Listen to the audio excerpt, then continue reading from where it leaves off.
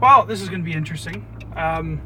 Can't actually say I've ever done this before, but honestly, I want to talk about this, and we're not going to have a show tomorrow.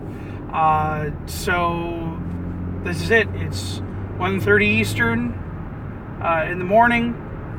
Heading down to get the wife after a vacation that she took over last week, and something's just been bothering me, and I just need to take it and run with it here. This video is probably not even going to wind up staying. I'm probably going to have to take this down, but I'm going to go on a bit of a rant here, because to be perfectly honest with you, I'm getting a little fed up with the IT industry and the way that one aspect of the IT industry is working.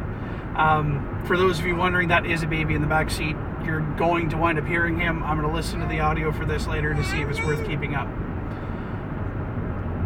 We are in a skilled trade. Computer technicians, proper computer technicians, are in a skilled trade. I know that that's not something that technicians sometimes even think that, this is something that we need a lot of training on. It is. And some people have learned it on themselves. That's great. I know mechanics that started off learning by themselves as well, and then they went to school and they took their apprenticeship and they did their education. I know plenty of technicians that have done the same thing. I myself started off, in high school, just getting the computers, the old computers from the high school, the ones that we were going to throw out, and pulling them apart and learning how everything works. That's how I started, right? But I advanced myself. I went out and got an education and created a company based off of what I learned. I'm not going to sit here and preach to anybody that you need to go out and get an education. You don't need to go to college to be an IT consultant, and you'll never hear me claim that. I think it's a great idea. I think that self-betterment is always something that everybody should strive for. So if you have the opportunity to educate yourself, then that's never a bad thing. But what we can't continue to abide are the Kijiji techs, the pizza techs. Marvin, if you ever see this, the man in the van, I know you'll get a kick out of that.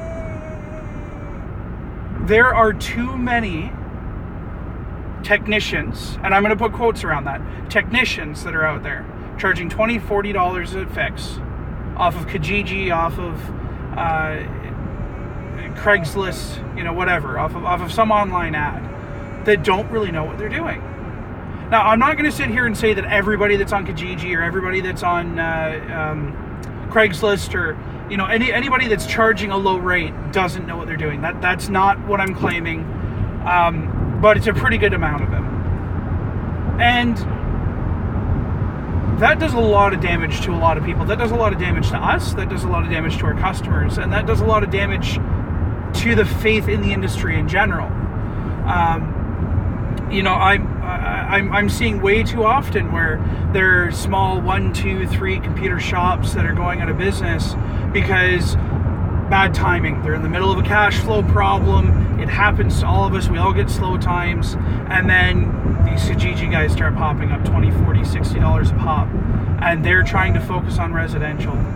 They're taking these residential clients away from these techs, these techs that actually know what they're doing, and putting them out of business. Now, I'm not going to start a debate on residential versus business. I know plenty of technicians that focus on residential and do very well for themselves. And if that's the demographic you want to go for it. But because of that lack of diversity in the clients, because they didn't have regular clientele paying, regular monthly payments or anything like that, when the repair bills shoot down because of these techs, even if it's only for 1 or 2 months, it can be devastating for a small business, and it can put them right out. On the flip side, we wind up having all of these customers who are being damaged by it. They're these nuke and pave techs that are just charging $40 to nuke and pave, and I've come across them. It's unfortunate, because I really wish that I would love to be able to teach these people, but that's a different conversation. These nuke and pave techs charging $40 to reinstall Windows in someone's computer to fix all their problems, you know, regardless whether it's hardware or not, none of that matters. They aren't backing up 50% of the time, as far as I can tell anyway. From my personal connections with customers who have gone through it, they're not backing up the data about 50% of the time. They're not talking to the customer about backup or asking the customer if they backed up or anything like that. They're just doing it. We all know how expensive data recovery in a situation like that is going to wind up being, and I'm sorry, I can't do that in shop. I've got to send that out to Gil Ware or whoever you know, I wind up using at that point. And you know, depending on the situation, you know, for residential customers, that could mean losing the only copy of a photograph that they have of their wedding, or of a parent, or, you know, a loved one that aren't around anymore. You know, I spoke just recently to somebody a couple of weeks ago who, you know, wound up using the Windows 10 tool, did a full data wipe and everything to fix a problem through a pizza tech, and lost every picture that they had of their wife. Now, they should have been backing up. We all know that they should have been backing up. But nobody educated them. And as an industry, that's our job. It's our job to make sure that our customers know that they need to be backing up their data, how they can back up their data. If they choose not to back up after that, that's their own fault. But we are their mentors. We are the ones who are supposed to be advising them on how to deal with situations like that.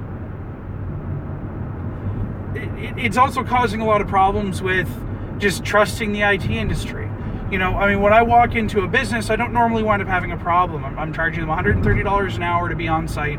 They're quite happy with that, and they just make the assumption that I know what I'm doing because I'm charging a lot of money. I mean, that shouldn't be how it is either. You know, I wish certifications meant something in the consumer market. I wish that an education meant something in the consumer market. But let's face it, it doesn't. They're just going to trust that you know what you're doing because you've got yourself a business license, and there you go. Every time I revisit this situation, every time I think about how can we repair the damage that we've had with small business clients who have been nailed before by techs that either didn't really know what they were doing or got themselves in too much over their head. You know, good technicians that meant well, but they just didn't quite know server as much as they thought they did, right? Or, you know, these pizza techs dealing with these residential people, you know, they've been burned pretty bad, down to the point where, you know, they're, instead of getting a computer fixed, why not just get an external hard drive, hope that you've remembered to back up everything, and then go down to Walmart and pick up a $300 laptop. You know, we shouldn't be in a society where that's the best bet because we don't trust the people that we're going to. And I honestly think that the only way that we're going to be able to get into a position like that is if there is some sort of a regulation behind the IT industry.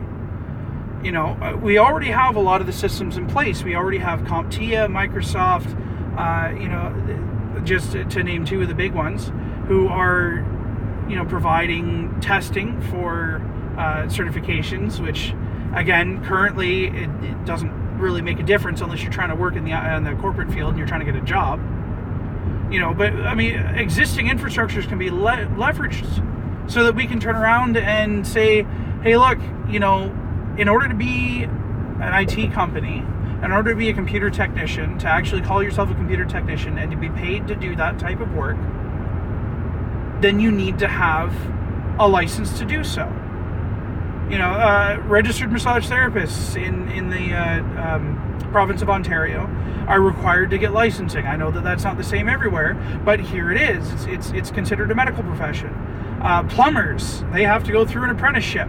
Electricians, they have to go through an apprenticeship. You have to learn on the job with somebody who knows what they're doing how to do these things before you can turn around and charge people money to do it. And yeah, I mean, everybody's going to tell me a horror story that they've had about a mechanic that has screwed them over at some point. Everybody's going to have a horror story about a plumber that screwed them over at some point. And even if all of this gets put into practice, even if we wind up with proper licensing and this type of a regulation in place for the IT industry, we're still going to have people who are going to have a bad appointment, a bad technician, a poor taste in their mouth because they weren't handled properly. It's always going to happen. But I honestly think that we can greatly reduce the amount of issues, the amount of scams, all of these things that we keep on running into all the time. I think that we can greatly reduce these problems and get our customers trusting our profession again. And all we need to do is regulate the profession. If it's happened everywhere else, I don't understand why it can't happen with technicians. Obviously, there'd have to be a grandfathering put in place.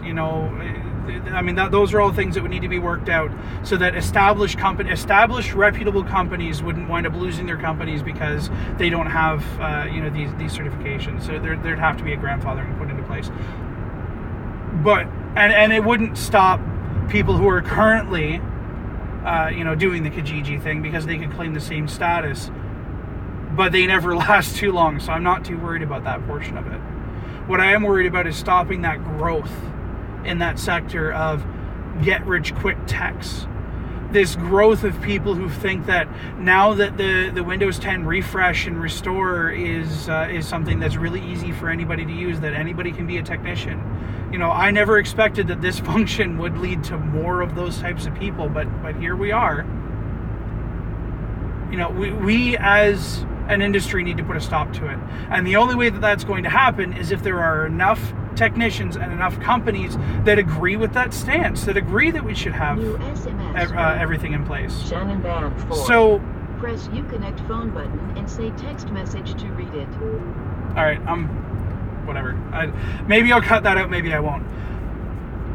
The thing that we got to remember is that we are really in a position where we as an industry are the ones who are going to have to stand up and say that we need to do something about this, that we need to repair that damage that we have in the public image. Because one-man shops and two-man shops are starting to find it harder and harder and harder to find new clients because they're not being able to get the trust from the medium-sized businesses. Medium-sized businesses want a larger, more established company anymore. SMS from Shannon Bam Ford. Press Uconnect phone button and... Hey, I can mute it. And I mean, again, that's not the same everywhere, but it's spreading and it's getting worse. So at some point, I know that we're going to talk about this on Podnuts. Jeff has said in the past that he wants to have a serious discussion about this so that we can debate it. And I am looking forward to that. But what I want to know is, for the people who follow my channel, for the people who watch my videos on Facebook or YouTube or wherever you're going to be watching this, what is your opinion